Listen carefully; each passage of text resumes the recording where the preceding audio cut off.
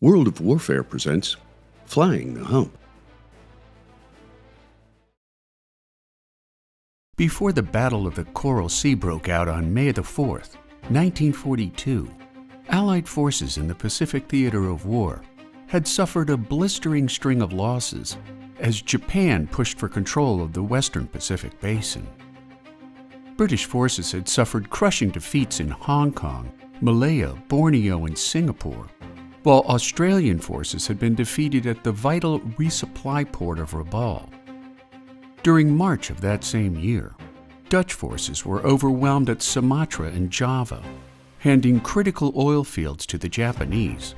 followed by the Allies' humiliating rout in the Philippines in April, when MacArthur's sudden retreat from the island nation forced 75,000 Filipino and American troops into brutal Japanese prison camps.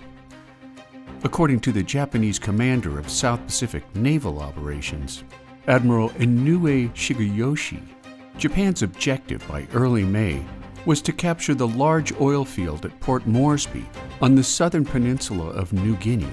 an important expansion aspiration to Japan's existing defensive perimeter, which would prevent Allied bombers from attacking Japanese strongholds at Rabaul on New Britain or Truk in the Carolines. Unknown to Japanese military leaders,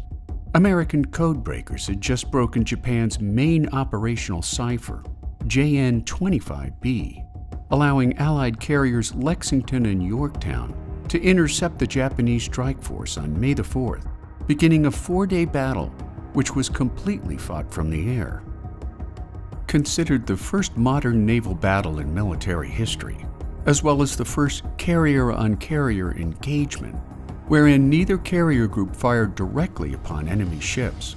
On May the 7th, aircraft from the Lexington and Yorktown sank the Japanese carrier Shoho before Japanese fighters severely damaged the Lexington, taking the lives of 216 crewmen and forcing the Allies to abandon and scuttle the ship. A day later, Allied fighters sank the Japanese light carrier Shokaku, while inflicting heavy damage to Japan's larger carrier Ziwakaku, which forced Japan into a hasty retreat.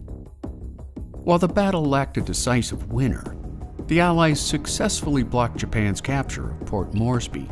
and while Japan would eventually occupy the Solomon Islands, their loss of carriers and some 70 warplanes and experienced fighter pilots shifted their strategy from offense to defense, making the Battle of the Coral Sea a turning point moment in the war for the Pacific.